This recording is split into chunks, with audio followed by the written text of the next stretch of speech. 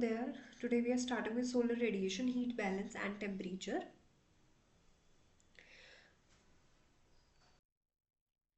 So we are starting with solar radiation, heat balance, and temperature. ये जो three pointers हैं इसी के अराउंड ही पूरा चैप्टर रिवॉल्व करता है.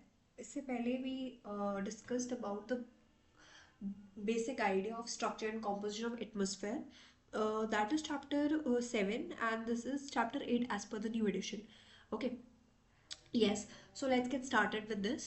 Uh, this is one of the important chapter, not as a like for a 11th class person. Yeah, it is important. For the one who preparing for government exams and all, this is what very important chapter. Like why I'm referring this NCRT book? Why I'm not providing that slides with points, because what happens in that will copy paste this material only, right? And while that copy paste thing, some things are altered, some things are left behind. That is the reason the best thing that we could go ahead with is just NCRT. और कुछ करना ही नहीं. If you want to refer to the extra stuff, just refer it for the purpose of questions, additional questions, or value based questions. But for text, but for reading, for learning purpose, just refer to NCRT. The way the lines are written, the way they are presented, the reason behind them that is provided. That is all what you need. Okay,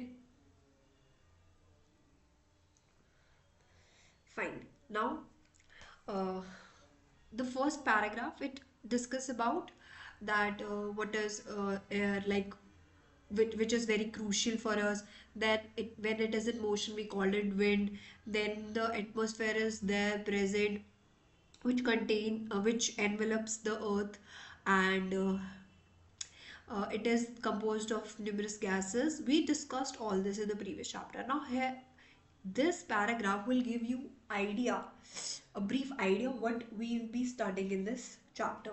So we know the insolation part we studied in the previous lecture. So the energy which the earth receives from the sun.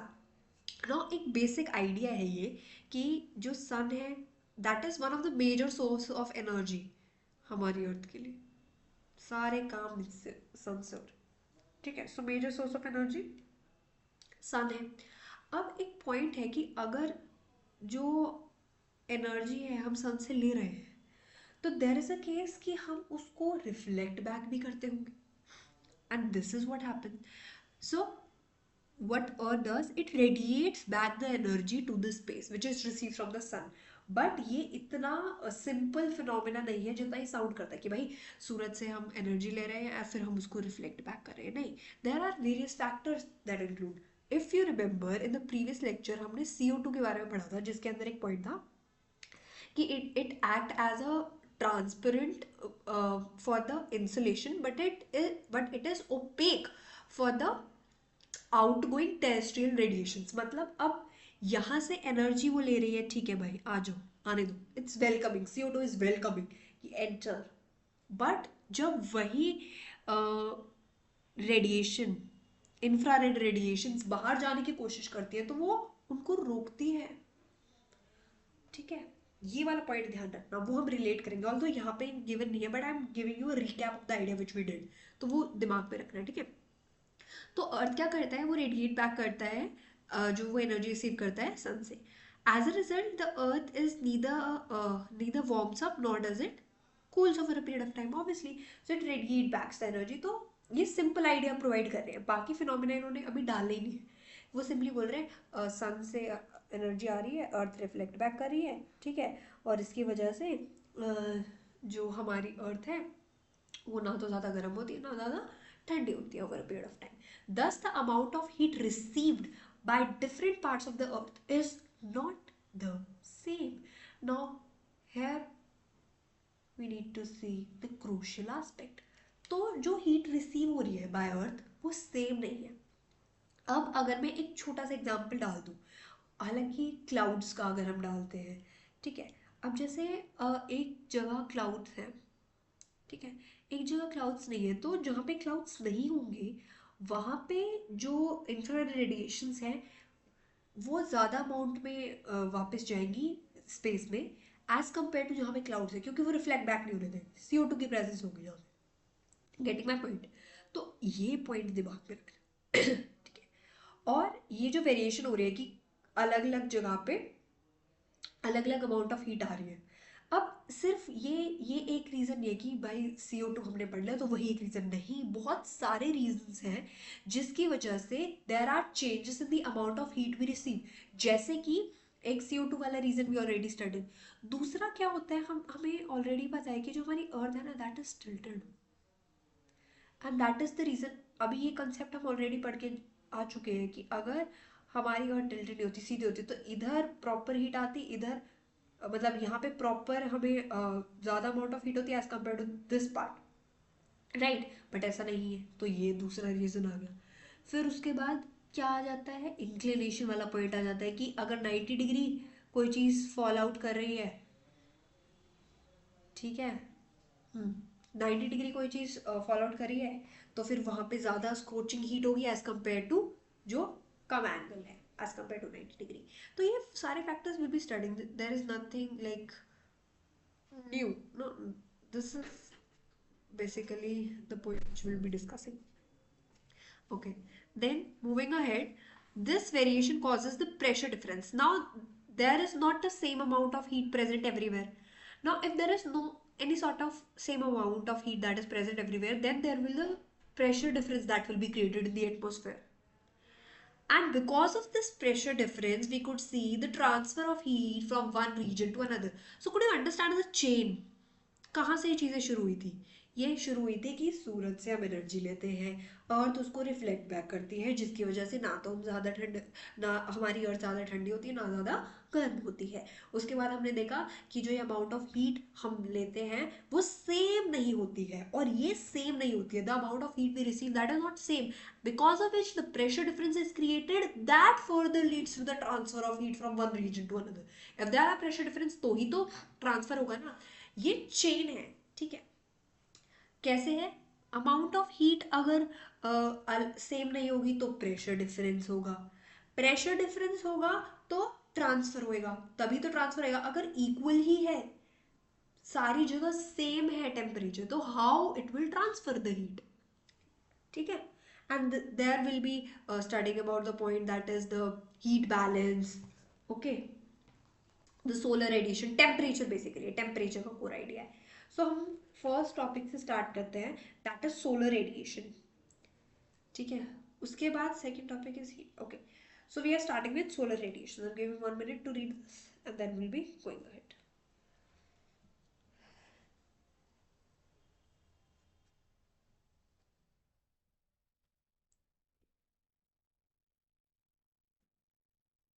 कर लो जो already genuinely sort of questions you, okay, so solar radiation, अब इस point पे देना ध्यान। The Earth's surface receives most of its energy in short wavelengths. What does it mean? Short wavelength. अगर short तो हमें पता है छोटा होता है। एक सेकेंड, हाँ तुम ऑलरेडी इनरोल हो। Yeah, I give the permission.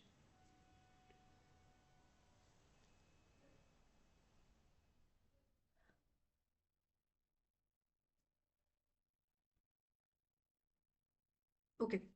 So what we're discussing, that Earth's surface receive most of its energy in short wavelength, means ये हमारा सन है, शॉर्ट वेवलेंथ यहाँ पे, ऑल वो दूसरा पॉइंट है जो हम डिस्कस करेंगे, हमारी अर्थ है।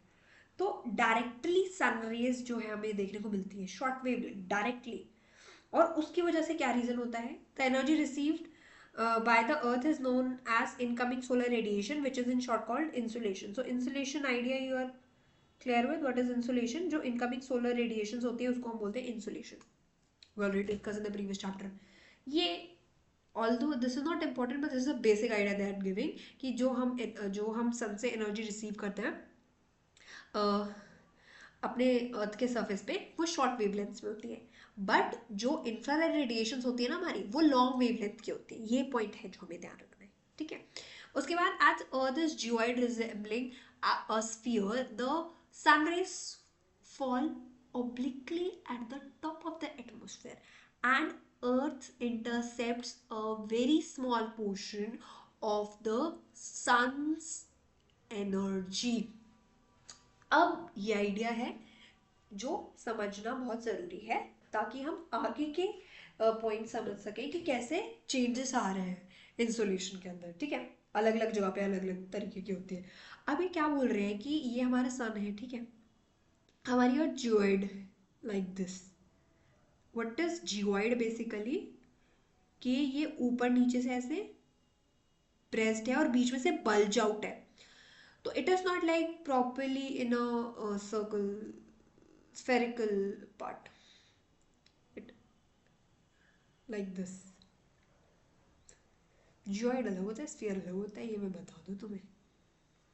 हम उसको एक तरीके से मान रहे हैं, नो, इन जनरली अगर हम जाएं तो geoid and sphere are two different things, but they are saying resembling. अब यहाँ पे देखो, एनसीईआरटी को अगर तुम ध्यान से पढ़ोगे तो तुम्हें आइडिया समझ में आएगा ना। They are not saying that as earth is geoid or sphere and sphere, no, resembling a sphere means which is like a sphere.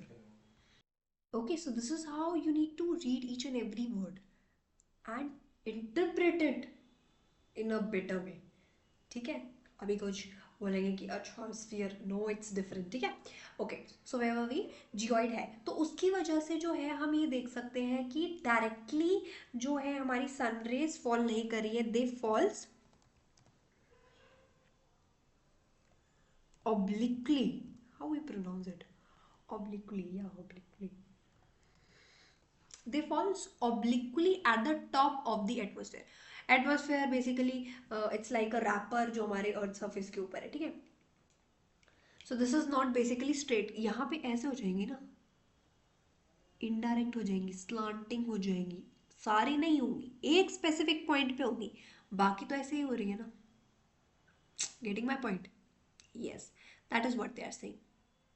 तो अगर अब थोड़ा सा मैथ्स पे चले जाते हैं हम। Perpendicular distance is the shortest distance, पढ़ा है हमने। तो अगर कोई चीज़ स्ट्रेट लाइन में फॉल आउट करे, कोई रे स्ट्रेट लाइन में फॉल आउट करिए, तो वो ज़्यादा सीवियर होंगी as compare to the one जो उससे कम एंगल फॉर्म करिए, राइट। तो यही वो चीज़ आपको यहाँ पे एक्सप्लेन कर रहे हैं कि जो सन रेज है वो ऑब्लिकली फॉल करती है, मतलब कि they are not straight, right, they are basically slanting, and earth intercepts a very small portion of the sun's energy.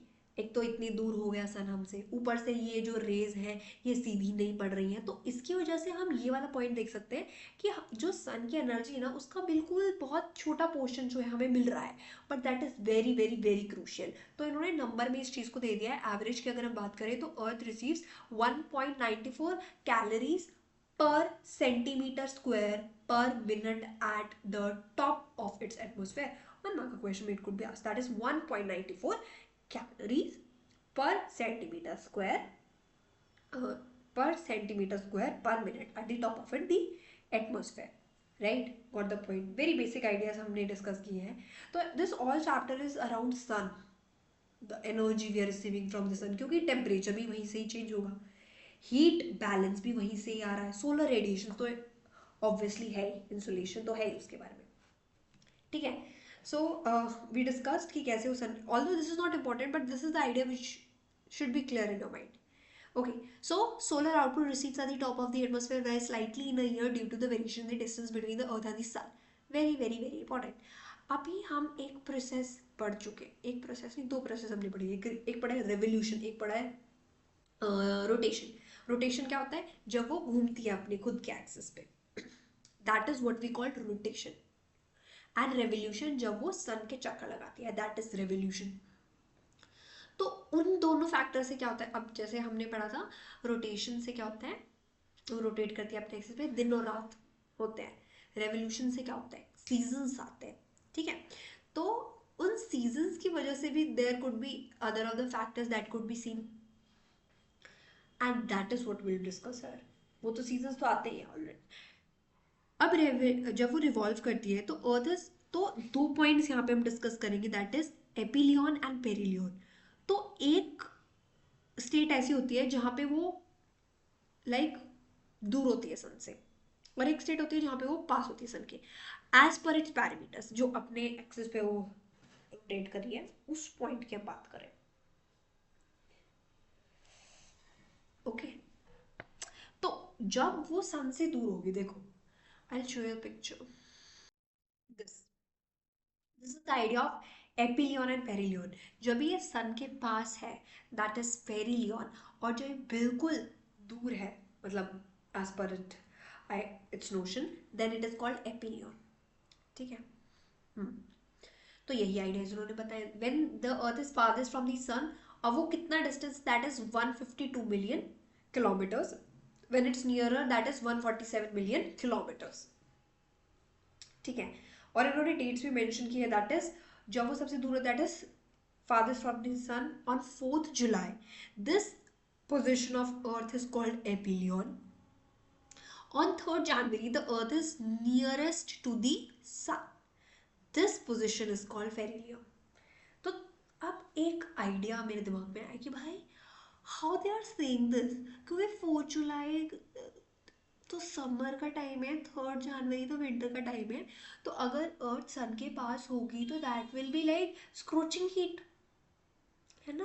तो इन्होंने उल्टा लिख दिया, आई थिंक सो राइट, कि एपिलियन ही होना चाहिए था, पेरिलियन ही होना चाहिए था, क्योंकि बट माय डियर, इतना भी प्रैक्टिकल नॉलेज आपको नहीं लगाना था।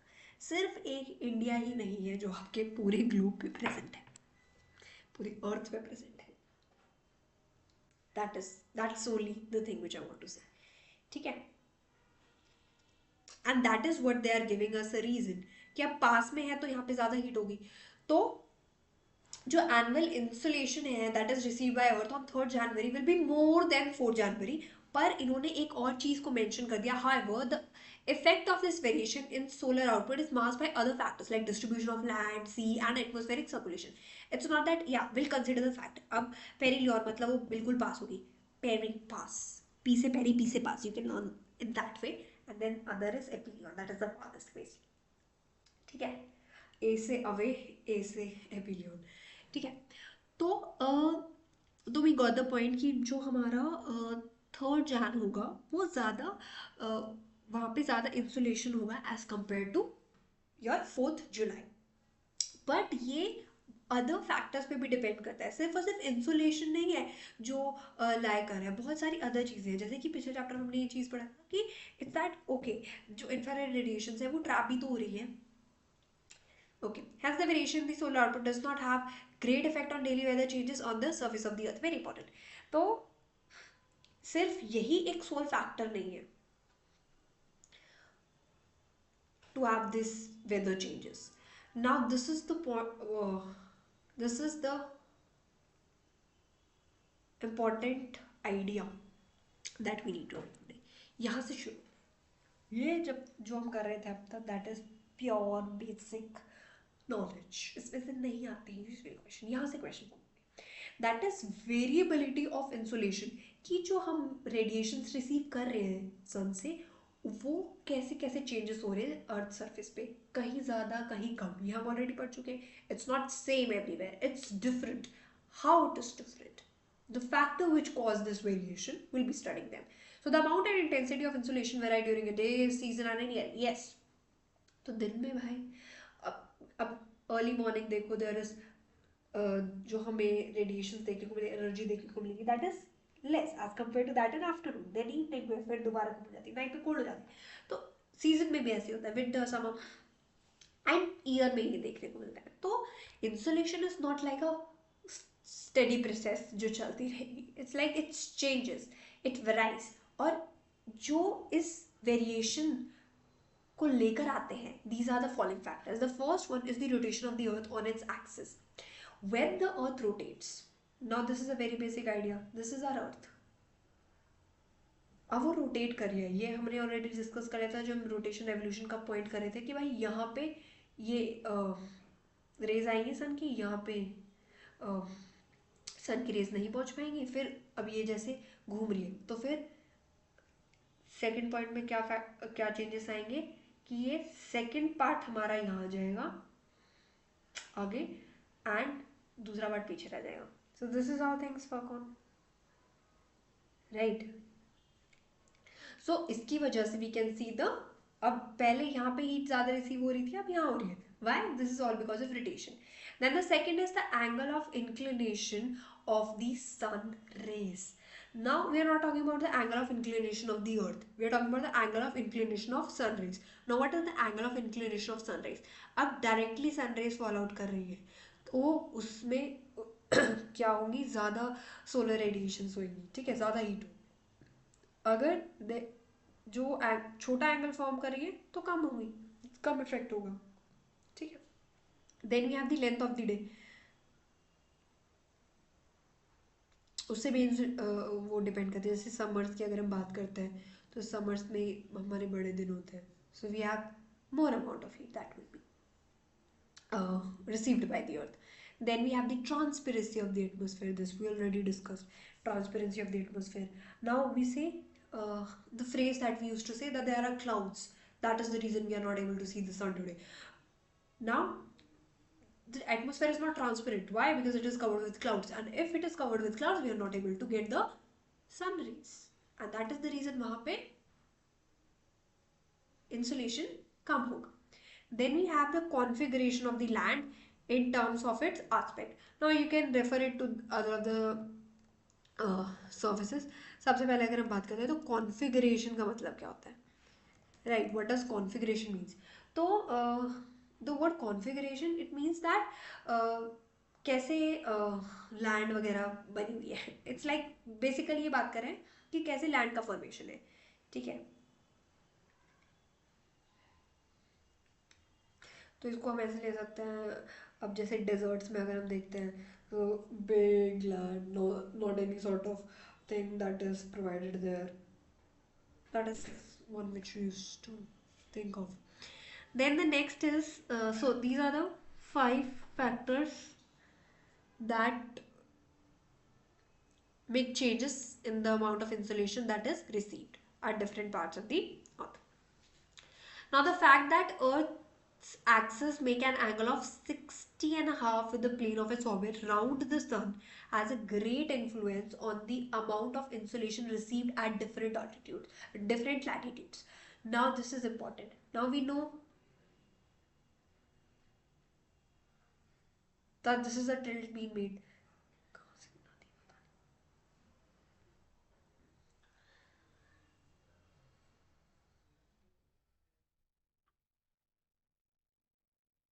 So there is, यहाँ पे जो एंगल फॉर्म होता है that is 66.5 with the plane orbit of its orbit.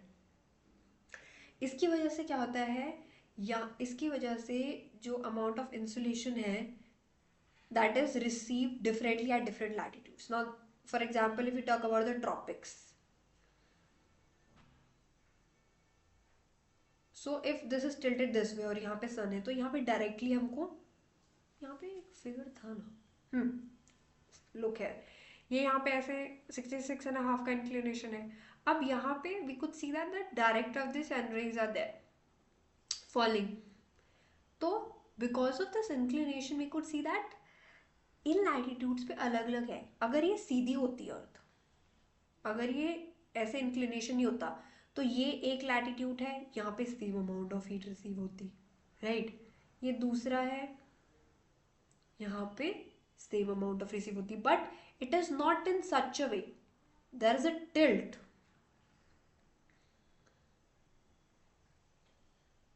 ठीक है. अच्छा, ये तो होता ही है कि एक लैटिट्यूड पे एक अमाउंट ऑफ क्या बोलते हैं रेज प्रोड्यूस हो रही है, बट ये भी जेन्युइनली करेक्ट नहीं है क्योंकि वो भी बहुत अलग फैक्टर्स पे डिपेंड करता है. एक लैटिट्यूड में भी चेंज हो सकता है इंसुलेशन के अंदर. This is one important point that will be discussing. Okay, तो this is what they are saying कि because of this inclination we could see the changes, influence of amount of insulation received at the different latitudes. अलग अलग latitudes पे अलग अलग radiations देखने को मिलती है, सोलर रेडिएशंस देखने को मिलती है. Second factor that determine the amount of insulation receive is the angle of inclination of the rays. This is what we discussed in the second point variability के केस में, अगर स्ट्रेट होगी आपकी sun rays straight होंगी तो ज्यादा amount of insulation होगा as compare to जो स्लांट वाले होंगे. ठीक है. This depends on the latitude of a place. Obviously this also depends on the latitude of a place. Now the higher latitude, the less is the angle they make with the surface of the earth, resulting in a slant sun rays. Now we have two sort of sun rays, slant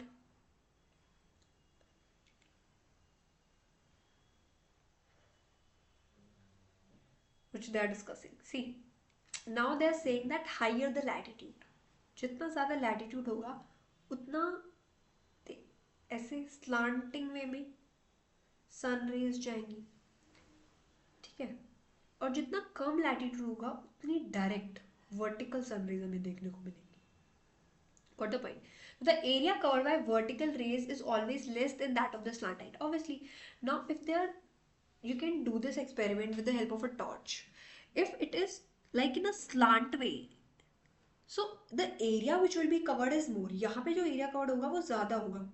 Because ये जो area cover करेगा ना vertical one, that will be a pinpoint. It's going straight. And this slanting one, यहाँ पे area ज़्यादा cover होगा. So if more area is covered, the energy, yes. Now this is the other phenomena that they're discussing. अगर area ज़्यादा होगा तो energy कम होगी.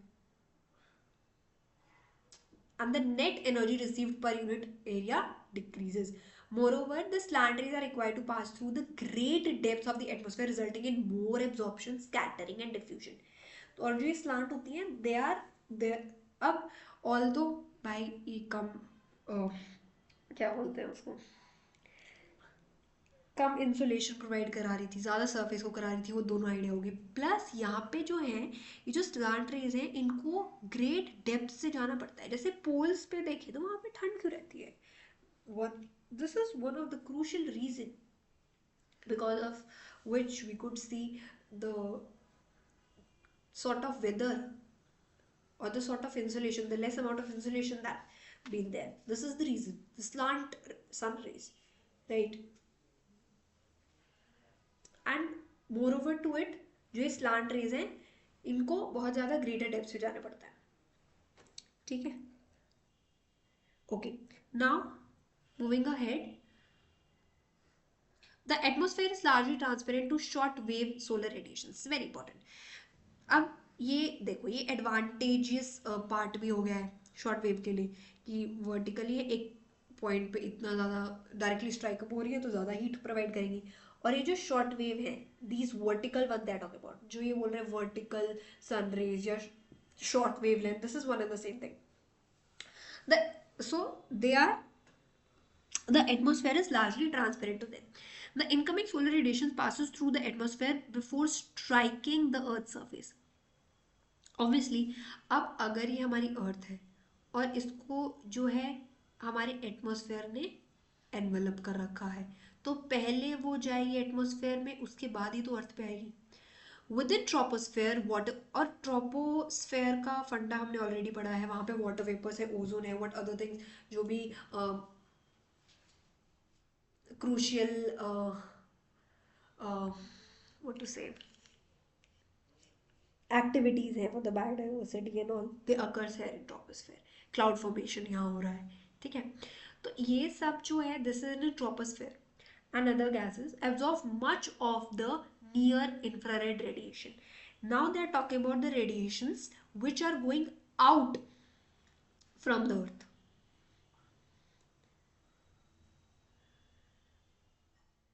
ठीक है. तो incoming radiation passes through the atmosphere before striking the earth's surface. Within troposphere, water vapors, ozone and other gases, they absorb much of the near infrared radiations. Now the next point that we have, very small suspended particles in the troposphere scatter visible spectrum both to space and towards the earth surface. This, अब ये देखो, very small suspended particles in troposphere scatter visible spectrum both to space and towards the earth's surface. This process adds color to the sky, and that is why when the sun is rising or setting up we could see the red color and the blue color of the sky are the result of scattering of light within the atmosphere. One idea which we have read about, that is the idea of the color red, जिसकी wavelength ज़्यादा होती है compared to the other visible colors, and that is why we could say this idea कि वो red beam, वो yellow beam, वो orangish colour हमें देखने को मिलता है। क्योंकि क्या होता है, देखो, ये हमारी अर्थ है, ये सनराइज आ रही है, फिर ये जैसे ट्रोपोस्फेयर में एंटर करती है, समझे। फिर उसके बाद क्या होता है कि there are these basically particles present in the troposphere.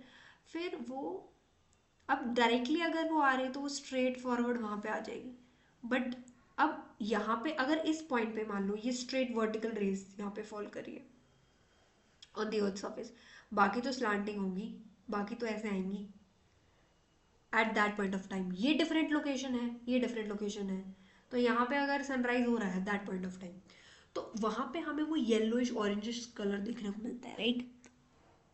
That is what it occurs basically, what it happens basically. Okay, so this is the idea that they have explained about the color with, during the sunrise and the setting.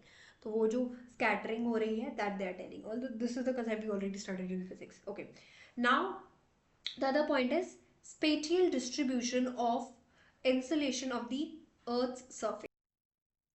So the insolation received at the surface varies from 320 watt meter square in tropics to about 70 watt meter square in poles. Okay.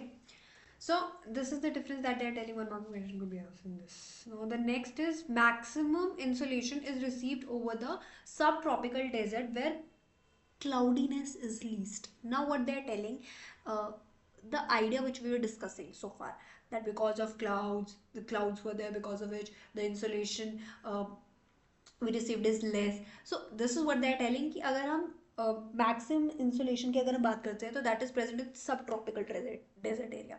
So this area यहाँ पे ना, ये अर्थ है हमारी, सब tropical areas, desert areas की बात कर रहे हूँ, जहाँ पे ज़्यादा इंसुलेशन होती है। That is why because of the cloudiness in the, because cloudiness is there, cloudiness is least, cloudiness, what I'm saying. Okay, right, then one more point which I want to discuss is that equator पे there are numerous of the clouds which are present, ठीक है। और वहीं से हमारा एक star performer of our today's lecture is this point, that is equator receives comparatively less insolation than tropics. Now this is something which we find odd, but it is true. We feel that no, it is not true, because equator is the one which receives the maximum insolation as compared to tropics. But this is the reason, and one of the reason is the cloud cover. अगर हम equatorial region की बात करते हैं ना, सी mention, while mentioning this you put up the points, right, pointers form why this is there, कि equator पे क्यों है ऐसा। क्लाउड कवर सेकंड पॉइंट है, सबसे पहला पॉइंट है एंगल ऑफ इंसिडेंस। अगर हम इक्वेटर की बात करते हैं,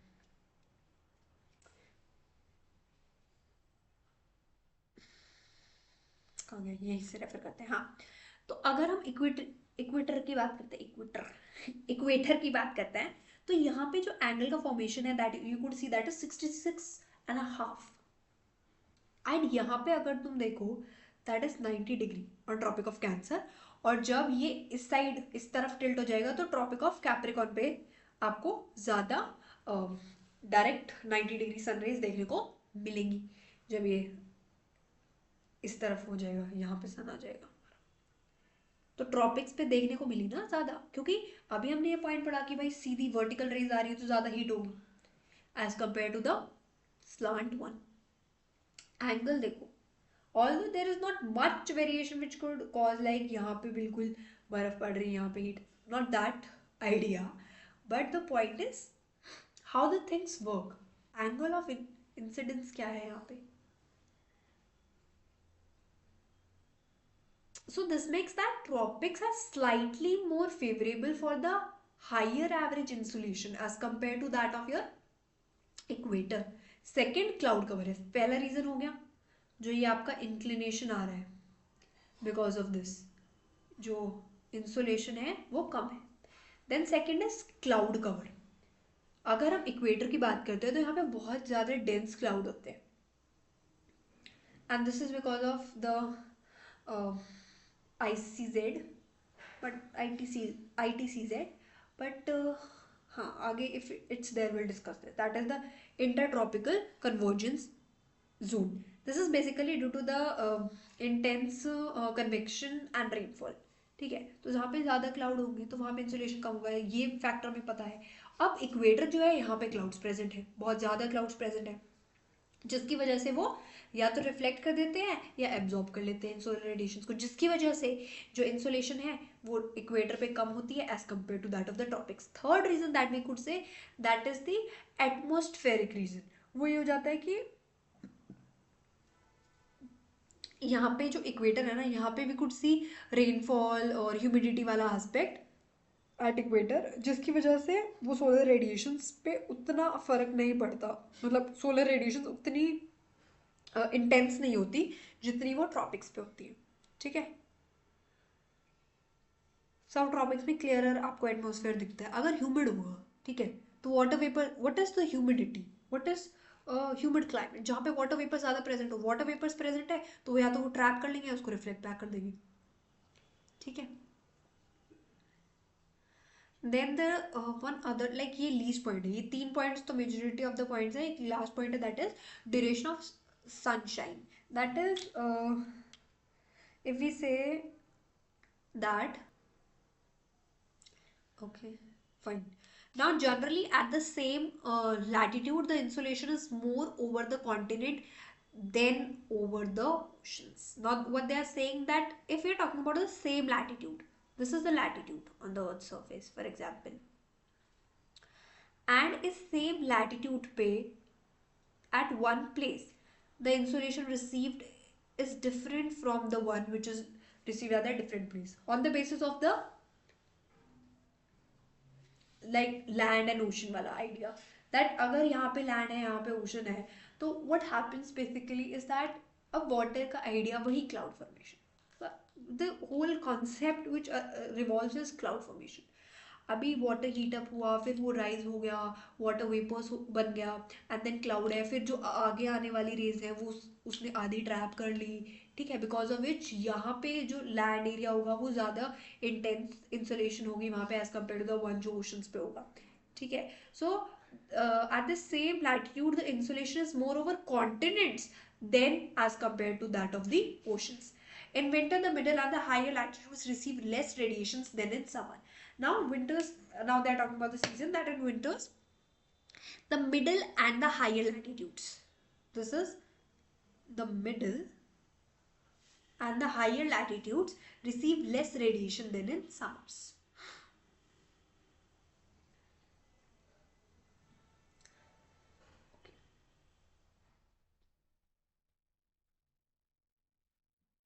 Middle latitudes.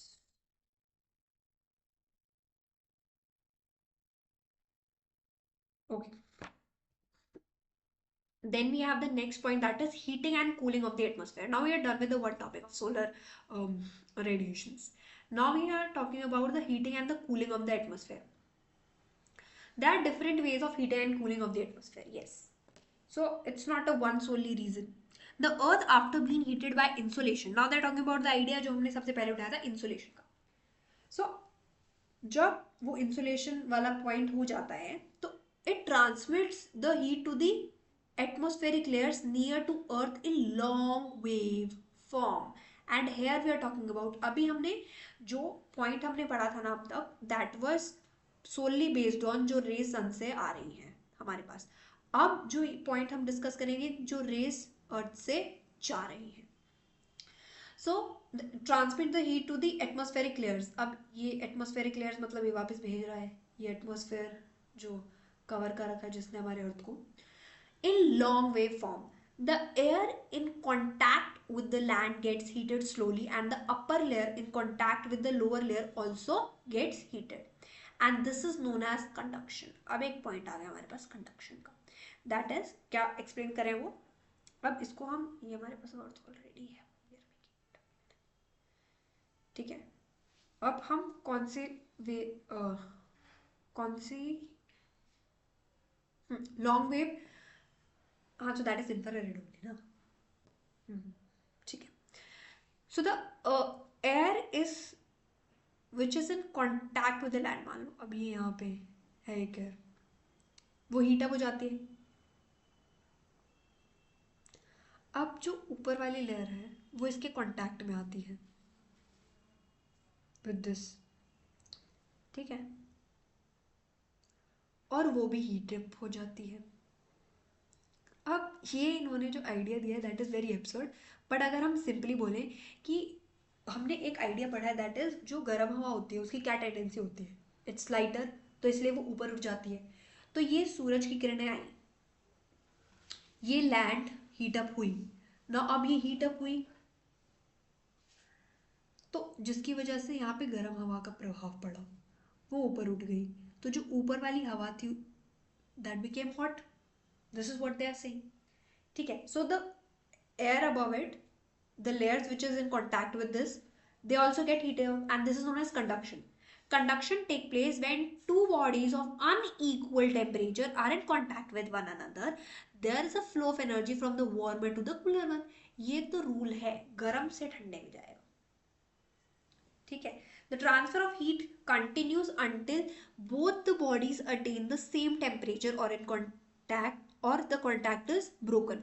Conduction is important in heating the lower layers of the atmosphere. ये क्यों स्टार परफॉर्मर है इस वाले टॉपिक का, because it is important for the heating of the lower layers. अब ये सिंपल ही आइडिया है कि यहाँ से आपकी कंडक्शन की प्रोसेस में ये सब चीज़ें हुई ना। You last the question, okay so ये हीट अप हुई, फिर इसके ऊपर वाली लेयर भी इसने हीट अप कर दी, तो यहाँ पे कंडक्शन खत्म होगी, नहीं।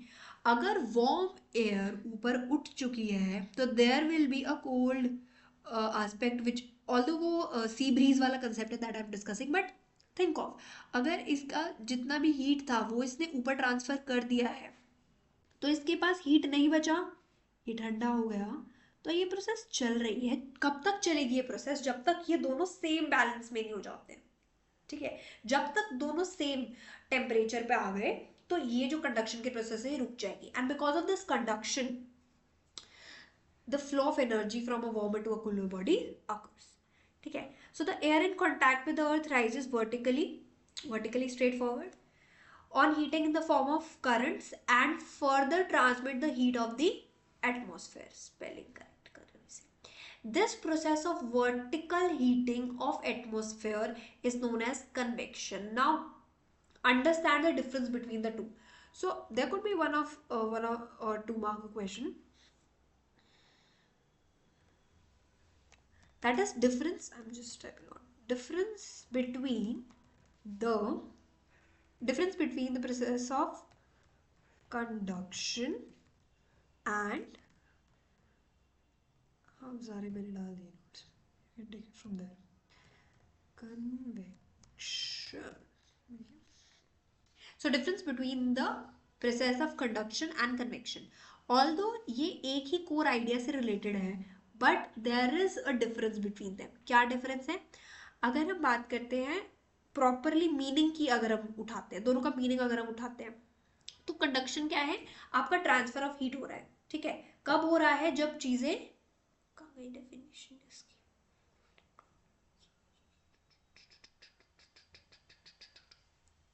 ट्रांसफर ऑफ हीट हो रहा है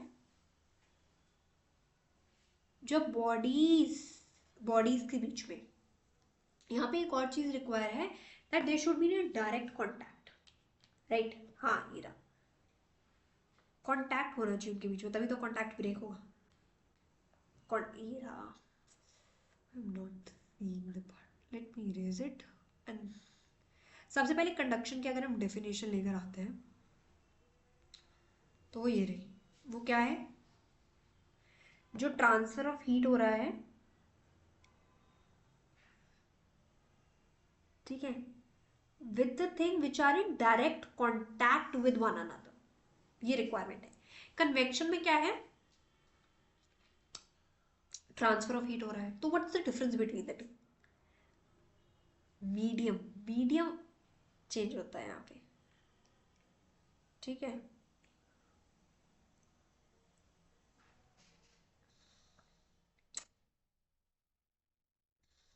The convection transfer of energy is confined only to the troposphere. Convective transfer, okay, convection की बात करें बेसिकली। तो कंडक्शन और कन्वेक्शन दोनों बेसिक एस्पेक्ट्स हैं। तो conduction basically transfer of heat हो रहा है जो कॉन्टैक्ट में है।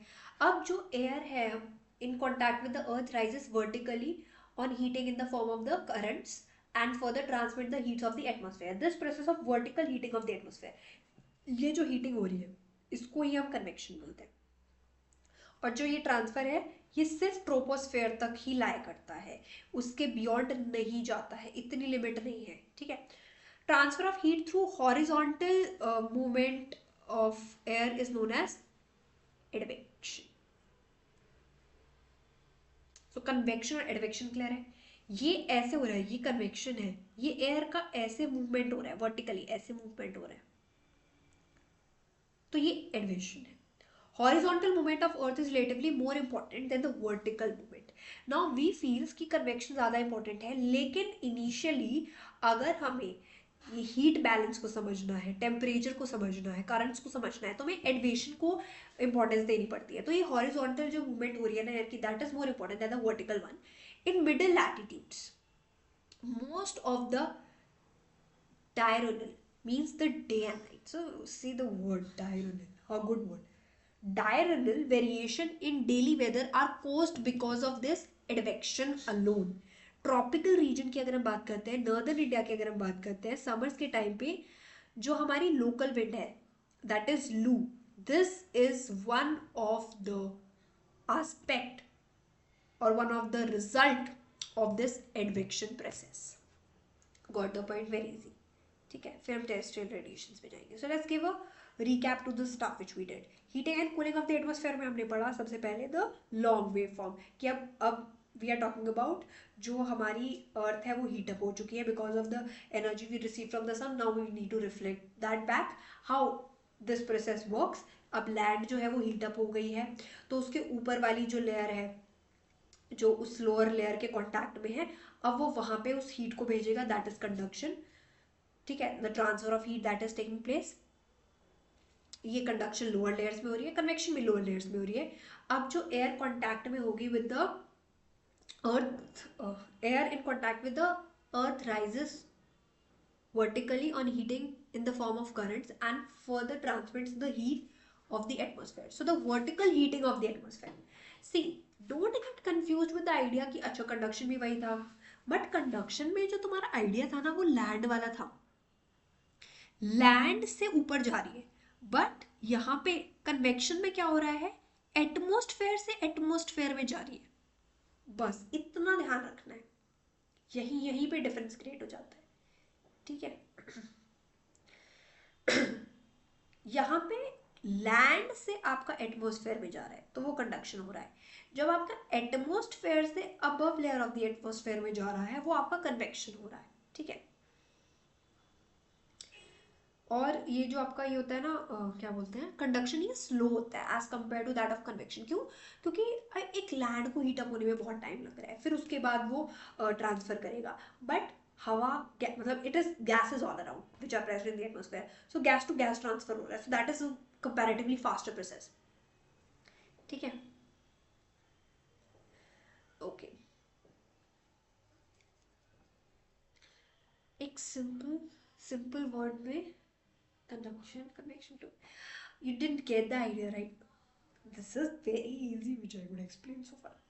Chalo, one word which we could use for conduction is, it is a contact based heat transfer, convection is a moment based heat transfer. कैसे? अरे इंपॉर्टेंट है, लिख लो इसको, लिख लो, If you use this thing in your answer, you'll get good marks. Conduction लिखो, it is a contact based heat transfer. How come? Land heat up हुई, फिर वो जो लैंड हीट अप हुई उसकी जो ऊपर वाली लेयर है वो उसके कांटेक्ट में आई और वो भी हीट अप हो गई. This is what conduction. Now convection is a movement based one. अब यहाँ पे पढ़ो. Air in contact with the earth rises vertically.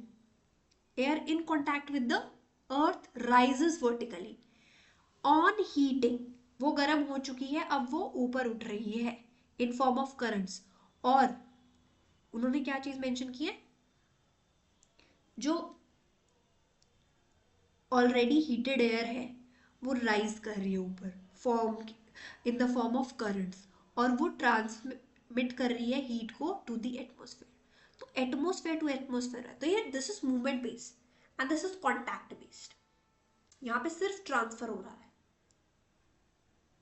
Although heat transfer दोनों पे हो रहा है, बट यहाँ पे मूवमेंट हो रही है, यहाँ पे कॉन्टैक्ट में है चीज. What the point? यस. उसके बाद हमने पढ़ा एडवेक्शन. अब वर्टिकल ट्रांसफॉर्मेशन है, वर्टिकल हीटिंग है एटमॉस्फेयर की, दैट इज कन्वेक्शन. जब ये हीटिंग हॉरिजॉन्टल हो जाएगी, दिस इज एडवेक्शन. ठीक है. And that is one of the reason जो लू हमें देखने को मिलती है. Now further there are terrestrial radiations. अब जो एनर्जी हमने सन से रिसीव की है वो शॉर्ट वेव में है, सरफेस वो हीट अप कर देती है. अब अर्थ हीट अप हो गई है, वो एक रेडिएटिंग बॉडी बन जाती है. अब उस एनर्जी को रेडिएट बैक करती है in the form of long wave. See the conclusion, the point is that वही पॉइंट्स रिपीट हो रहे हैं again and again. So in short, if we make up a pointers form of these 3 pages now, that will be hardly half page. Why? Because they are repeating themselves, and that is the reason we are getting a good revision as well as understanding of the concept. This energy heats up the atmosphere from below. अभी क्या बोला है इन्होंने, जो अभी हम process पढ़ के आ रहे हैं वही उन्होंने बोला है, और इसको ही बोलते हैं टेरेस्ट्रियल रेडिएशन. उन्होंने क्या बोला है कि भाई यहाँ पे लैंड थी, फिर उसकी चली गई, सॉरी हीट अप हो गई वो लैंड, फिर उसकी हीट ऊपर ट्रांसफर कराए वो, और यही जो एनर्जी हीट्स अप करती है बिलो एटमोसफेयर को, नीचे से ये लैंड वाले एरिया से ये रेडिएट बैक कर रही है, तो इसको ये बोलते हैं terrestrial radiations. Long wave radiations is absorbed by atmospheric gases, particularly CO2 and other green house gases. ये हमने ऑलरेडी डिस्कस किया था in a previous lecture, that was of structure and composition, कि कैसे वो ट्रैप कर लेता है, वो ओपेक होता है to the long wave terrestrial radiations. Thus, the atmosphere is indirectly heated by the Earth's radiation. So, the idea that they are providing is that एक और point आएगा, which I don't want to give a spoiler to you, but understand, I'm hinting to that. If you'll understand, it's very good. What I'm hinting is, ये अर्थ है, ये atmosphere है, ये हमारा सन है. यहाँ से धूप गई सीधी बिल्कुल स्ट्रेट लैंड पे, फिर क्या हो रहा है, अभी रिफ्लेक्ट बैक कर रही है, कुछ चली गई, कुछ ट्रैप हो गई, और कुछ रिफ्लेक्ट बैक हो गई बिकॉज ऑफ द एटमोसफेयर. कुछ यहीं पे ट्रैप हो गई, कुछ रिफ्लेक्ट बैक हो गई. तो व्हाट डू यू थिंक इसकी वजह से होगा क्या इवेंचुअली? What happens? ये अगली लाइन में लिखा है हमारा ये चीज, but what happens? Don't read that line. What happens eventually? क्या आइडिया क्या है इसके बिहाइंड, कि जो सीधी सनरेज आ रही है ना, जो सीधी short wave length rays insolation है, उसकी वजह से इतना हीटअप नहीं हो रहा है जितना इन टेरेस्ट्रियल रेडिएशंस की वजह से हो रहा है, क्योंकि वो आ गई इवेंचुअली, अब वो यहाँ पे हो गई. अगर वो ऐसी की ऐसी रिफ्लेक्ट बैक कर जाती है हमारी अर्थ सरफेस से, कोई नहीं होता उसको ट्रैप करने के लिए या उसको रिफ्लेक्ट बैक करने के लिए, तो यहाँ पे इतना हीटअप होता नहीं सिस्टम. बट अब वो ट्रैप हो जा रही है, कोई रिफ्लेक्ट बैक हो जा रही है, जिसकी वजह से जो एटमोस्फेयर है that is indirectly heated by the earth's radiation. One marker, very important question. So it is indirectly heated by the Earth's radiation, not that of the one which is Insolation.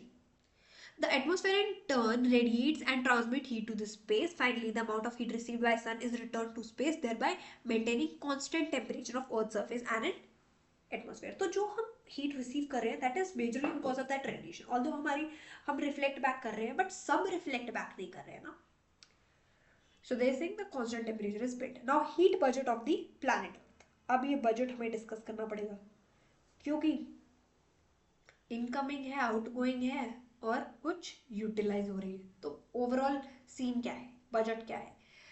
तो 9.2, yes, this is the one which explains the idea of this budget.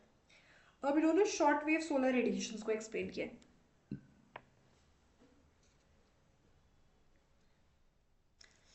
We'll read and we'll understand this budget. Then we'll be seeing the pictures. Figure basically. Depicts the heat budget of the Earth, planet Earth. The Earth as a whole does not accumulate or lose heat. Very important. Now read the word Earth as a whole. What does this shows? कि ऐसे नहीं है कि बिल्कुल जैसे is that heat आई, या तो पूरी भेज दी या तो पूरी रोक ली या फिर रिफ्लेक्ट कर दी. एज अ होल नहीं होता. यहाँ से रिफ्लेक्ट बैक हो रही है, यहाँ से एब्जॉर्ब हो रही है, इस पॉइंट पे क्या हो रहा है, स्टक हो रहा है. ठीक है, that is what it saying, that as a whole it does not accumulate और लूज हीट. या तो बिल्कुल ही ट्रैप कर लेते हैं, सारी हीट रिलीज आउट कर देते हैं, ऐसा नहीं है. It maintains its temperature. This can happen only if the amount of heat received in the form of insolation equals the amount lost by Earth through terrestrial radiations. और ये कब possible है? अभी क्या करें, ये नहीं है कि ये आई एनर्जी सन से ये इसने भेज दी वापस. नहीं, ऐसा नहीं है. और ये कब हो मतलब ऐसा नहीं है. ऐसा क्यों नहीं है और ऐसा क्यों नहीं हो सकता है? क्योंकि जो अमाउंट ऑफ हीट वो रिसीव करती है सन से, इंसुलेशन से basically, that equals the amount lost by the earth through terrestrial radiations. ऐसा क्यों नहीं है? क्योंकि ऐसा वो करती नहीं है. It is not equal. जो इंसुलेशन है और जो अमाउंट लूज की गई है, this is what I am saying ना, कि जो इंसुलेशन से आई है, ये आई है, इसको इसने रिफ्लेक्ट बैक कर दिया, तभी तो वो बजट इक्वल होगा ना. इनकमिंग आउटगोइंग सेम है, बट ऐसा नहीं है. And this is what they are saying. Consider that insulation received at the top of the atmosphere is 100%. While passing through the atmosphere, some amount of energy is reflected, scattered and absorbed. So 3 things happens. They are reflected, वापस भेज दी, scattered, ये आई distribute हो गई, and something is absorbed. Only the remaining part reaches the earth surface. और जो बच जाता है, अब क्या क्या, ये आई वापस भेज दी, एक फैल गई. तो अभी हमने एक स्लांट रेज वाला आइडिया पढ़ा था, जितना ज़्यादा सरफेस एरिया होगा उतनी कम होगी. ठीक है, और एक एब्जॉर्ब कर ली गई बाय द एटमोसफेयर. अभी तो ये जो सारी प्रोसेस हो रही है, ये इस लेयर में हो रही है. ये एटमोसफेयर है, हमारी अर्थ यहाँ प्रेजेंट है, हमारी अर्थ यहाँ पे प्रेजेंट है. ये इसकी लेयर कर रही है ये काम. ये एटमोसफेयर में हो रहा है, आया चला गया, फिर फैल गया इधर उधर, फिर इसने एब्जॉर्ब कर लिया इसको.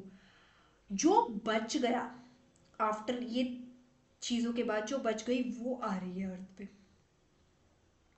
What the point? Yes, this is what they are saying. जो बच गया वो आ रहा है अर्थ पे. ठीक है, reaches the earth. Roughly 35 units are reflected back to space even before reaching the earth surface. तो 35 units तो इसने भेज दी वापस. 27, these are giving the rough ideas, these are not the exact figures, but these are the rough ideas. Of these 27 are reflected back from the top of the clouds. 35 तो basically space में ही भेज दी वापस. ये वाली है जो first condition, वापस space में. ठीक है, दूसरी क्या है, क्लाउड्स ने रिफ्लेक्ट बैक कर दी.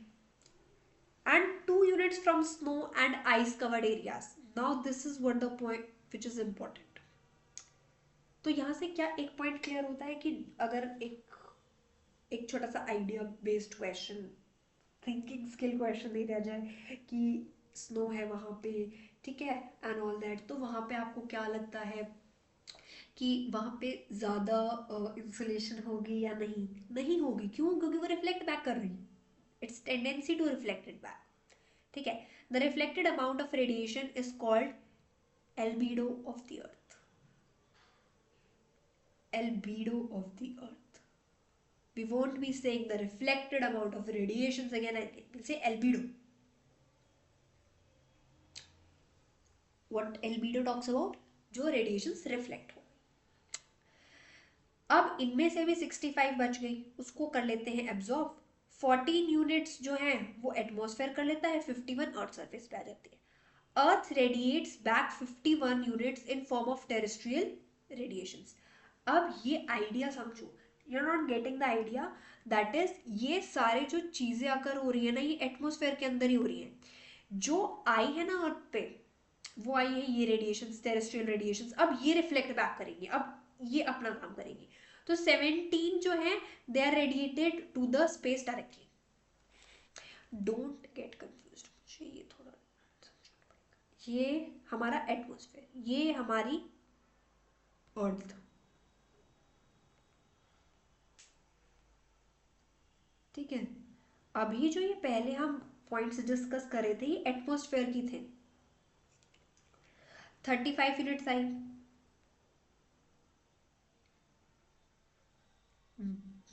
35 यूनिट्स आई, ये यहीं से ही एटमॉस्फेयर से स्पेस में चली गई, ठीक। अब 27 यूनिट्स आई, वो क्लाउड्स ने भेज दी भाई वापस।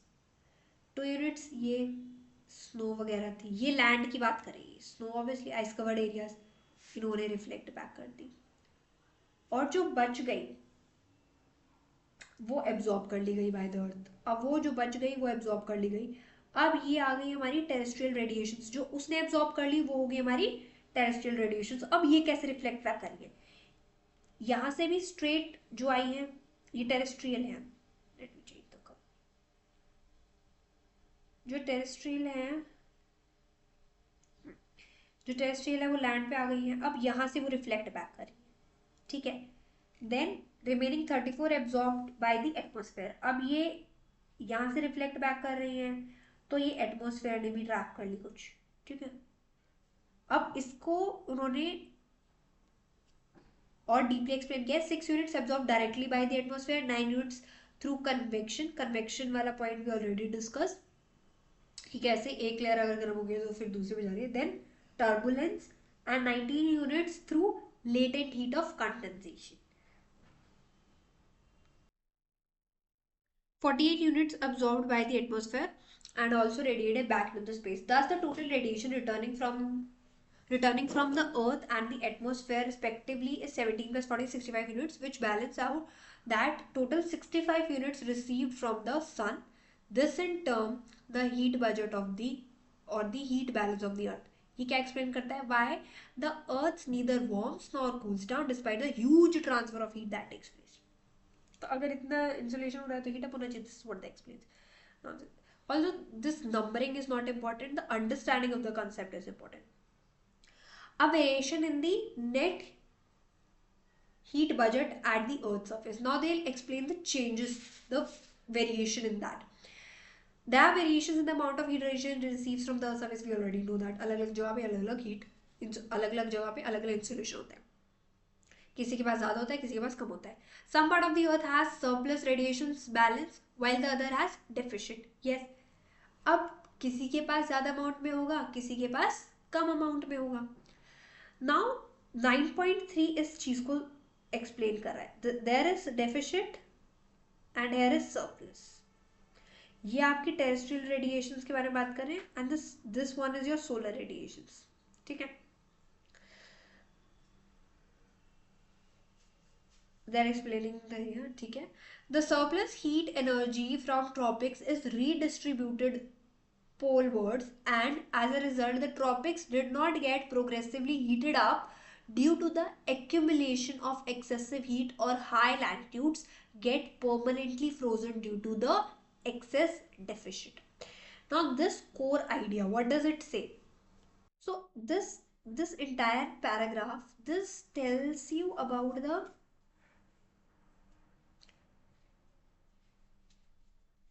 Net surplus basically of heat energy की, जैसे कैसे अलग अलग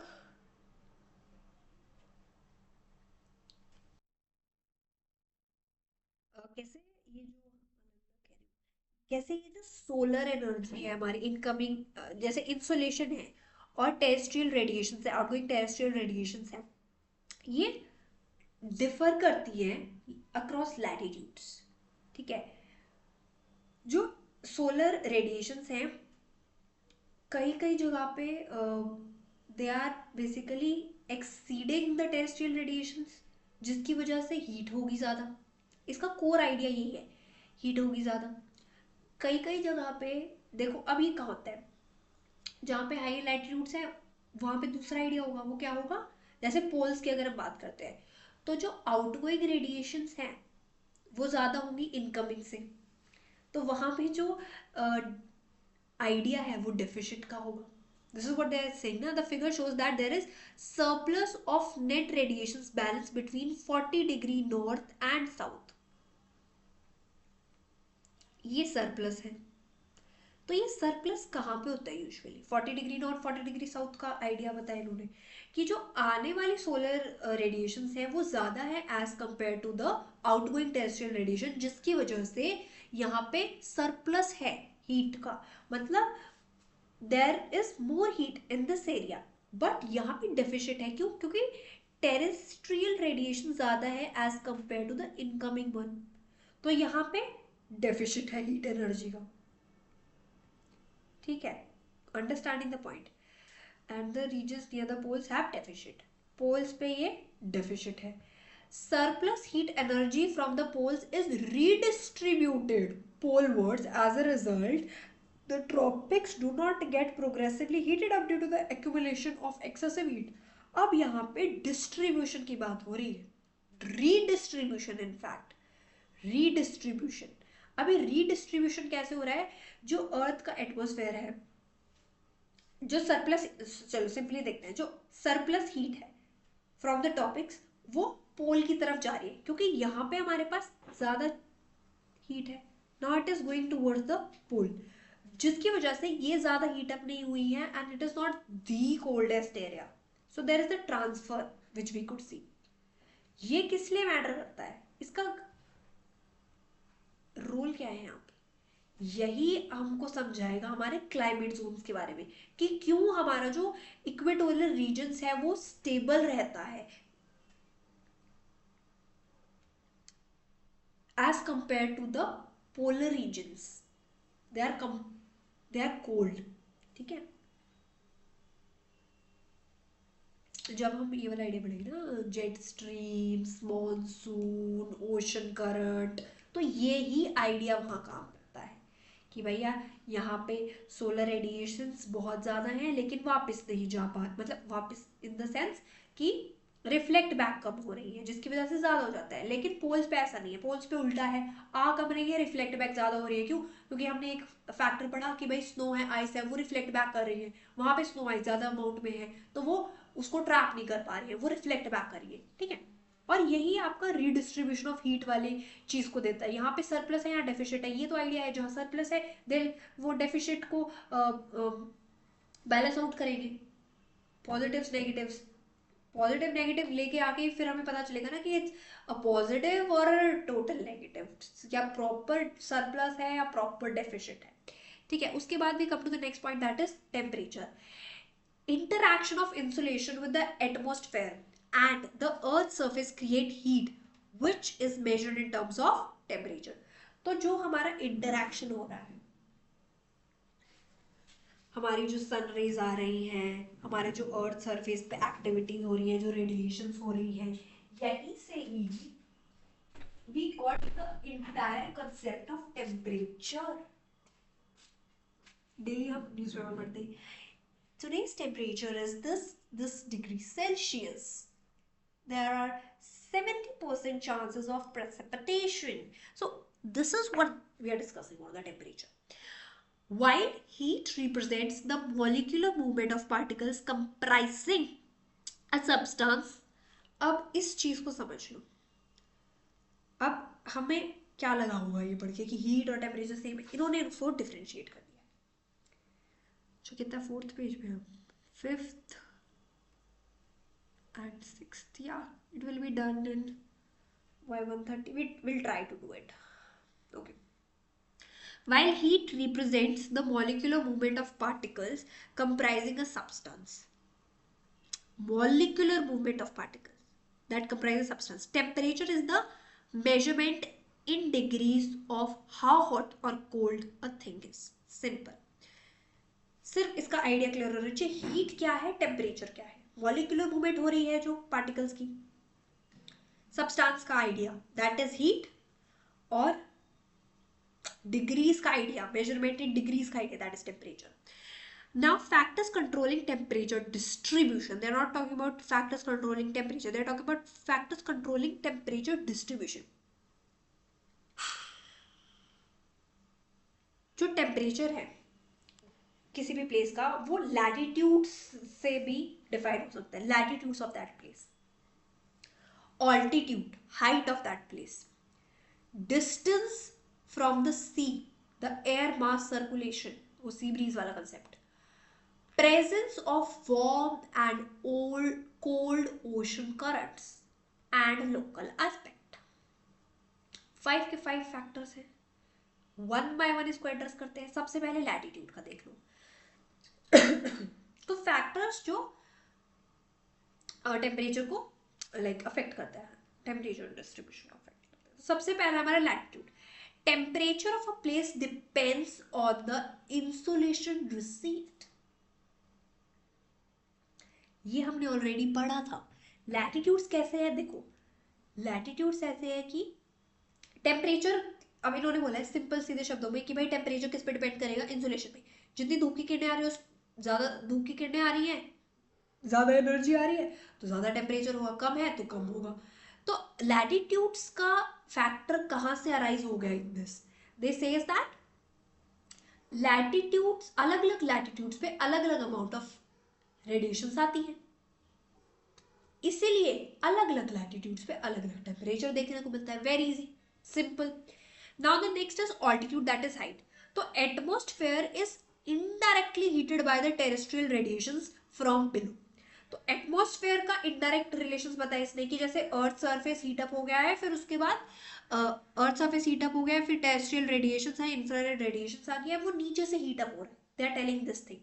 इसलिए जो प्लेसेस सी लेवल के near the sea level record higher temperature, the places near sea level, जो सी लेवल के पास होंगे उनमें हाई टेम्परेचर होगा उन प्लेसेस से जो ज्यादा एलिवेशन पे होंगे.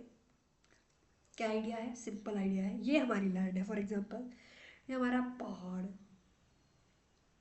हमने क्या पढ़ा था एक पॉइंट, ये भैया कंडक्शन, ये गर्म हो गई, ये हवा ऊपर ले आएगी, मान लो इतनी ही रेंज है भैया इसकी, बट ये तो इससे बहुत ऊपर है. तो यहाँ पे टेम्परेचर वेरिएशन देखने को मिलेगा, ठंडा होगा यहाँ पे. ठीक है. In other words the temperature generally decreases with the increasing height. This we already studied, we already know. जैसे जैसे हाइट बढ़ेगी वैसे वैसे टेम्परेचर गिरता जाएगा. With this time frame, one of the question which we did in the previous class, that is कौन से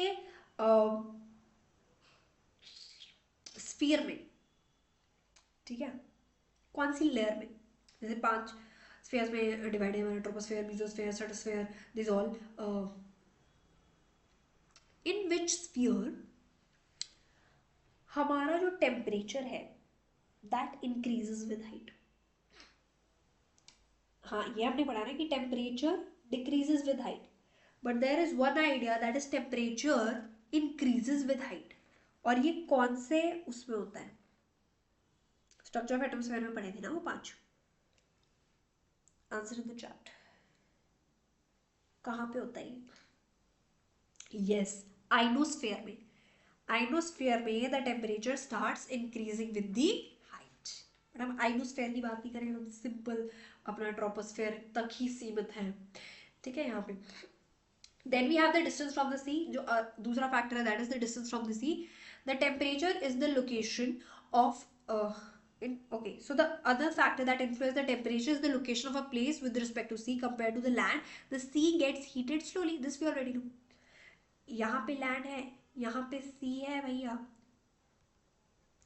तो लैंड बहुत जल्दी गर्म होती है एज कम्पेयर टू द सी, क्योंकि क्यों, क्या फिनोमिना है, अब ये हीट यहाँ पे आई है, तो कितनी डेप्थ है यहाँ पे वाटर की भाई, पहले ऊपर का पानी गर्म होगा, फिर नीचे का होगा, वहां तक हीट जा ही नहीं रही है, तो इसलिए लैंड जल्दी हीट अप हो जाती है, सी स्लोली होता है, ठीक है। तो अब लैंड अगर हीट अप हो गई है, हाँ हाँ, लैंड जल्दी ठंडी हो जाती है, लैंड जल्दी गर्म भी हो जाती है as compare to the water, तो यहाँ पे टेम्परेचर चेंजेस देखने को मिलते हैं। तो अगर ये जल्दी गर्म हो जाएगा, ये नहीं होएगा पर, तो ये कोल्ड है, ये हॉट है, अपोजिट होगा, ये कोल्ड है तो ये हॉट है, getting the idea. So there will be the variation over the sea is so variation in the temperature over the sea is less compared to the land. तो यहाँ पे अब इनको बैलेंस आउट करना है. The places situated near the sea come under the moderating influence of the sea and land breeze which moderates the temperature. फिर वो हमने ओशन करंट्स वही वाला पॉइंट है, अगर यहाँ पे वार्म है एयर तो वो राइज हो जाएगी, यहाँ की कोल्ड एयर यहाँ सेटल हो जाएगी, ये साइकिल चलती रहेगी, इसीलिए जो यहाँ पे लैंड होगी उसको एक्सट्रीम क्लाइमेट देखने को नहीं मिलेगा. Then we have air mass and ocean current. Like land and sea breeze, the passage of air mass also affect the temperature. अभी हमने land breeze, sea breeze देख ली. वैसे ही जो air masses है वो भी affect करते हैं temperature को. The places which come under the influence of warm air masses experiences high temperature. जहाँ पे warm air mass होगा वो ज़्यादा temperature होगा, और जहाँ cold air mass होगा वो वहाँ कम temperature होगा. जो प्लेसेस कोस्ट पे लोकेटेड है, जहाँ पे वार्म ओशन करंट्स हैं, वहाँ पे हाई टेम्परेचर होगा, और जो प्लेसेस जहाँ पे कोल्ड करंट्स फ्लो करते हैं वहाँ कोल्ड होगा टेम्परेचर, ठीक है. Now we have the distribution of temperature. The global distribution of temperature can well be understood by studying the temperature distribution in January and July. यहाँ पे जो डिस्ट्रीब्यूशन होता है वो जनरली मैप के थ्रू दिखाया जाता है विद द हेल्प ऑफ इजोथर्म्स. इजोथर्म्स क्या होते हैं ये पढ़ लो, ये जो कंसेप्ट तुम्हारे आ रहे हैं ना, एक और आया था या नहीं आया था, नहीं आया था, एल्बिडो वाला, जो रिफ्लेक्टेड रेडिएशंस होते हैं, इजोथर्म्स. तो ये वो लाइन्स होती हैं joining places having equal temperature, isotherms उनको बोला जाता है, जैसे कि ये, ठीक है भैया. So A and B, figure 9.4a and this is B, these are isotherms. अच्छा, isotherms से एक पॉइंट डिस्कस करना. देखो पहले इसको देखो, तुम एक लाइन पकड़ लेते हैं, ये 20 डिग्री वाली पकड़ लेते हैं. देखो ये कैसे जा रहा है, ऐसे. ये कब का है, जनवरी का माहौल है भाई साहब. यहाँ पे जो 20 डिग्री पे जा रहा है that is way more different than that of the previous figure, क्योंकि ये जुलाई का है. गेटिंग द पॉइंट ना. और ये दोनों के बीच का है. कहाँ गया हमारा 20, ये देखो कहाँ ही चला गया भाई साहब, ठीक है. This is what it is. ये वाला जो कंसेप्ट है that is new plus important, क्योंकि ऑलरेडी ये जूनियर क्लास में पढ़ चुके हैं. ये है जो इम्पोर्टेंट है. हालांकि तुमने अपने 10th स्टैंडर्ड में ये चीज़ पढ़ी है, बट वो कट था ना चैप्टर है, ठीक. 20 हो गए ऑलरेडी. चलो will try to finish it पूरे, आई थिंक 10 मिनट्स में. ये वाला कंसेप्ट इंपॉर्टेंट है, ठीक है. So isotherms are the line joining places having equal temperature. अभी के लिए इतना ही दिमाग में रखना है कि जो लाइंस हैं, एक ऐसी इमेजिनरी लाइंस हैं जो एक तरीके के टेम्परेचर को ज्वाइन करते हैं, उनको हम इजोथर्म्स बोलते हैं. In general the effect of the latitudes on temperature is well pronounced on the maps as the isotherms are generally parallel to the latitudes, generally but not eventually, वो हम देख चुके हैं. The deviation from this journal trend, अब यहाँ पे चलो इसमें देखो, जैसे हमने डिस्कस किया कि 20 में यहाँ देखो, चलो यहाँ था, यहाँ पे कोई नहीं, थोड़ा ऊपर चला गया, बट यहाँ पे तो ये बिल्कुल ही ऐसे मूव आउट कर गया. तो ये वाली सिचुएशन कब हुई? This journal trend is more, the deviation from this journal trend, ये जो जर्नल ट्रेंड से हम हटे हैं भैया, डेविएट हुए हैं, this is more pronounce in January then in July. और इन दोनों के बीच में देखें तो बिल्कुल ही भैया, ठीक है. Specially in the northern hemisphere. In northern hemisphere, the land surface area is much larger than in southern hemisphere. Yes, obviously that we could see. सभी तो यहाँ बसे हुए हैं northern hemisphere में. In January, the isotherms deviates to the north over the ocean and to the south over the continents. This can be seen on the North Atlantic Ocean. The presence of warm ocean currents. इसको तो detail में करना पड़ेगा. Okay, I'll be making a separate video for this. Okay, inversion of temperature. Normally, temperature decreases with increase in elevation. It is called a normal lapse rate. ये पढ़ लो, ये important है. At times, the situation is reversed and the normal lapse rate is inverted. अब normal है ये चीज़. Temperature decrease होगा with the increase in elevation, जैसे जैसे हाइट बढ़ेगी टेम्परेचर गिरता जाएगा. ये नॉर्मल लैप्स रेट है. बट इसको उल्टा किया जा सकता है. This normal lapse rate is inverted. इसको हम बोलते हैं इन्वर्जन ऑफ टेम्परेचर. बट ये छोटे शॉर्ट ड्यूरेशन के लिए होता है, but quite common nonetheless. A long winter night with clear skies and still air is ideal situation for inversion. The heat of the day is radiated off during night and by early hours the earth is cooler. Guys, ऐसे रोयो कैसे चलेगा भाई? I'm saying that only 10 minutes to go will be completing this. अब ये कर लेते हैं, then you are saying that we'll be doing it tomorrow. तो इसके लिए बस 15 मिनट की मैं दूसरी वीडियो उठा लूँ. Is it that way? Okay, I'll do it then. Okay, I'll give you a break. Okay. Let's get started with it now. I will be completing this. Just give me like 10 minutes. Okay. 2 minute तो तुम बीच में ऐसे खराब कर देते. Okay. तो यहीं से कंटिन्यू करते हैं दोबारा से. The idea that is, in general, the effect of latitude on temperature is well pronounced on the map, as is the isotherms are generally parallel to the latitude. ये हमने देखा है. Deviation इस journal trends हमें देखने को मिलती है in January then in July, specially in the northern hemisphere, क्योंकि नॉर्दर्न हेमिस्फीयर में हमारा लैंड सरफेस एरिया है ज़्यादा, एज लैंड सरफेस एरिया ज़्यादा है as compare to the southern hemisphere. Hence the effect of land mass and ocean currents are well pronounced. अब इसी को ये एक्सप्लेन कर रहे हैं यहाँ पे. अब सिर्फ इसको रिलेट करना और कुछ नहीं. जनवरी में देखिए जो isotherms है वो डेविएट करें to the north over the ocean and to the south over the continents. अब ये क्या पॉइंट है? They deviates.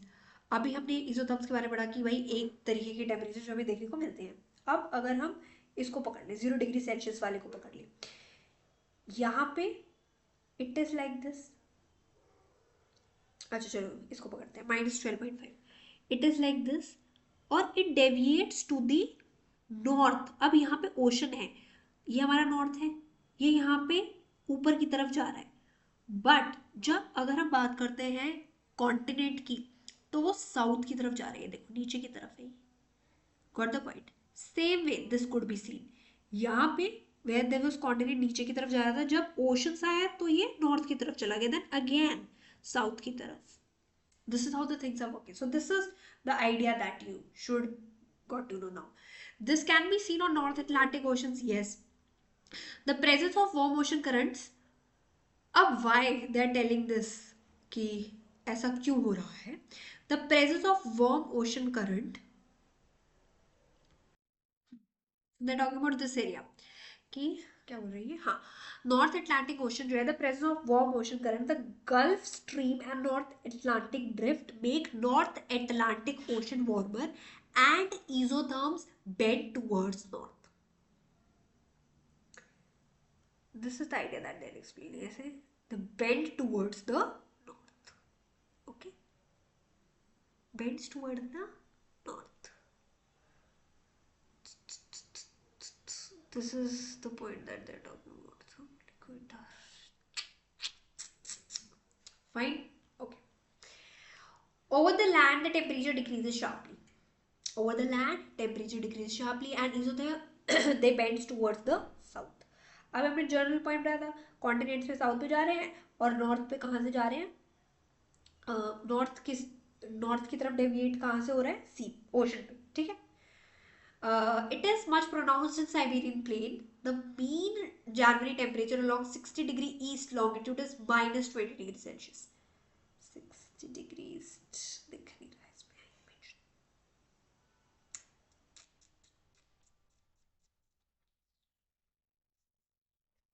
ठीक है.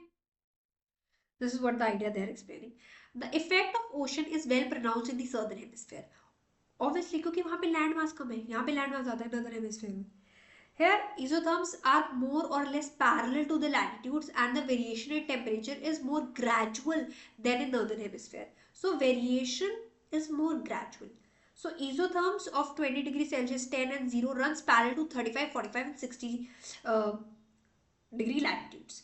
जुलाई की अगर हम बात करते हैं तो ये रन करते हैं पैरेलल टू दी लैटिट्यूड. अभी इन्होंने सदर्न हेमिस्फेयर का भी ये पॉइंट बताया. देखो यहाँ पे जो डेविएशन दिख रहा है ना आपको, that is very much obvious and very much visible, but यहाँ पे इतना नहीं है. कितना स्ट्रेट फॉरवर्ड है. हाँ, ये already we could see the little variation, but see this very normal as compare to the one which is present the northern hemisphere. और ऐसे ही जुलाई का अगर हम स्ट्रक्चर देखते हैं तो जितना ज़्यादा डेविएट जनवरी में हुआ है उतना जुलाई में नहीं हुआ है. That is what they are pointing out. The equatorial oceans record warm temperature more than 27 degrees Celsius. Over over the land, more than 30 degrees Celsius is known as in the subtropical continent area. So this is one mark a question could be asked from this. There may be chances, but hardly, because these questions are not such asked in such a way.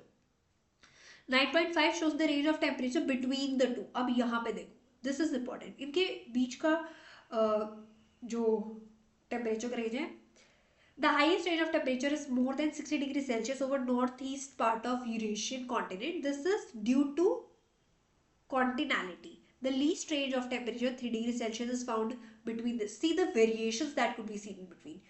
फिर inversion वाला point है which we already discuss कि normal lapse rate क्या होती है. Basically जो temperature decrease होता है with the increase in height, that is normal lapse rate. अब इसका इन्वर्जन ऑफ टेम्परेचर कब होगा? जब इसका उल्टा होगा. ठीक है. Inversion is usually of short duration but quite common nevertheless. जो लॉन्ग विंटर नाइट्स हैं विद क्लियर स्काइज, ठीक है, and still air is ideal situation for inversion. सबसे बेस्ट सिचुएशन, इसको ये जो सेट नोशन है इसको उल्टा करने के लिए उन्होंने बताया कि ये भाई पर्टिकुलर सिचुएशन है, बेस्ट सिचुएशन है कि हम इसको उल्टा कर सकते हैं. क्या?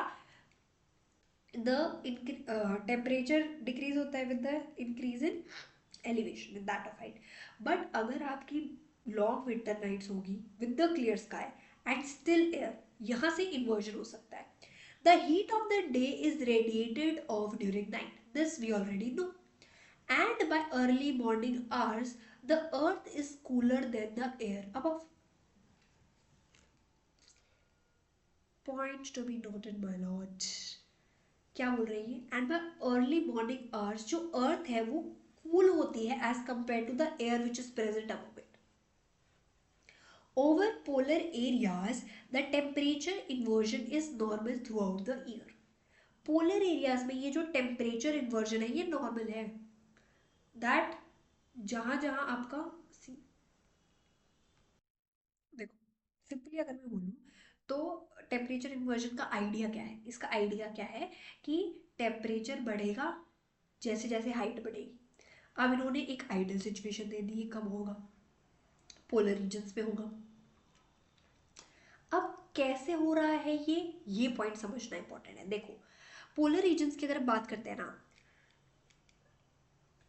तो जो वार्मर एयर होती है, this is the warmer air that lies above the colder air. This is what blow your mind कि ऐसे कैसे हो गया. इसीलिए हम बोलते हैं कि पोलर एरियाज में टेम्परेचर इन्वर्जन यूजुअली है, क्योंकि जनरल नॉमेनक्लेचर क्या होता है, जो ऊपर होगी वो कोल्ड होगी और जो नीचे होगी वो वार्मर होगी, बट ऐसा नहीं होता है वहां पे। जो ऊपर हमारा एयर लाई करता है दैट इज कोल्डर। और ये क्यों होता है? क्योंकि जो हमारा ग्राउंड है, अब लिसन टू द फैक्टर्स, क्यों होता है उसके बाद हम देखेंगे कि उसकी वजह से क्या क्या चीजें अकर होती है। सबसे पहले हम डिस्कस करेंगे व्हाई इट हैपेंस, वो इधर क्लियर कर दिया है। Now I am explaining you this core idea only. अब जो आपका ग्राउंड है वो कंटिन्यूसली कूल होता रहता है नियर द, यही तो यही तो एक्सप्लेन करें, अंडरस्टैंड। तो ये आपका कंटिन्यूसली कूल होता रहता है आपका ग्राउंड, ठीक है, बिकॉज ऑफ दिस लॉन्ग, ये वाला पॉइंट क्यों होता रहता है, because of the long winter nights. Okay, now अब अगर पोलर एरियाज की बात करते हैं तो यहाँ पे स्नो और आइस प्रेजेंट है। अगर स्नो आइस कवर प्रेजेंट है तो remember the point that we discuss, reflection होगा, रिफ्लेक्शन से और ज्यादा कूलिंग होगी सरफेस की, ठीक है। Yes yes yes yes. अब एक और पॉइंट है that is clear skies. Clear sky से क्या होगा? अब अगर क्लियर स्काई है, कुछ है ही नहीं उसको ट्रैप करने के लिए, तो हीट कहाँ से ट्रैप करेंगे? जो इंसुलेशन हो रही है वो दोबारा से निकलेगा, रेडिएटिव कूलिंग होगी। रेडिएटिव हीटिंग होती है, रेडिएटिव कूलिंग होगी यहाँ पे। Air and still air, the air is still, it's not moving. तो ये है ही नहीं कि ये इधर उधर लेके जा रहे हैं ठंडी हवाओं को, ये स्टिल एयर है। ये तीनों फैक्टर्स की वजह से ये चीज हुई। सबसे पहले लॉन्ग विंटर नाइट्स हुआ, तो भैया अगर लॉन्ग विंटर नाइट्स हुआ है तो कंटिन्यूसली ठंडा होता रहेगा, ठंडा होता रहेगा। फिर उसके बाद हमारी क्लियर स्काइज हैं, तो क्लियर स्काइज है तो रेडिएटिव कूलिंग होगी दोबारा से, radiative cooling because of the clear skies and still air, ठीक है। The heat of the day is radiated off during the night, and by early morning hours the earth is cooler than the above surface. Over polar area the temperature inversion is normal throughout the year, and this is what they explains. Surface inversion promotes stability in lower layers of the atmosphere. अब अगर ये जो surface inversion की बात करते हैं तो ये एक stability का माहौल ले आता है, बट इससे प्रॉब्लम क्या होती है? Smoke and dust particles get collected beneath the inversion layer. अब जहां पे ये पूरा आइडिया ऑफ टेम्परेचर इन्होंने अफेक्ट किया है, उसकी वजह से ये चीजें हो रही है। अब यहाँ पे स्मोक और डस्ट पार्टिकल्स कलेक्ट हो जाते हैं एंड स्प्रेड हॉरिजॉन्टली, क्योंकि ये एक लाइक अ ट्रैप बिल्ड कर दिया ना इन्होंने, ये इसके नीचे नीचे यहाँ पे इन्वर्जन हो रही है टेम्परेचर की, तो अब ये हॉरिजॉन्टली ट्रांसफर करती रहेंगी ये चीजें, it won't be able to move out of this trap which is built. Dense fog in mornings are common occurrence during your winter season. This inversion commonly lasts for few hours until the sun comes up and brings to warm the earth and begins to warm the earth. Now the inversion take place in hills, mountains due to air drainage. Due to air drainage, अभी हमने पढ़ा, क्योंकि air नहीं हो गई तो भैया कहाँ से हम उसको मंगाएंगे। Cold air at hills and mountains produced during nights flow under the influence of gravity. Being heavy and dense, these air acts almost like a water and moves down the slope to pile up. This you might have seen now. Let me show you this.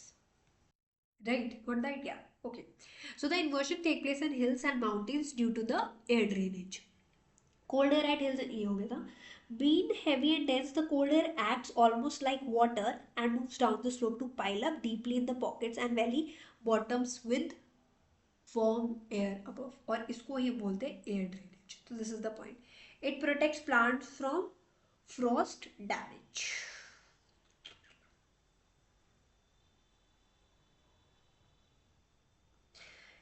Read this box, and these are the questions that we had so far. Let's do 5 EMS. ठीक है, the sun is directly overhead. Okay, दस्यो होगा अभी तो बिल्कुल It's like 10 minutes. Okay. So we are done with this today. In the next video, we'll be starting with the next lecture.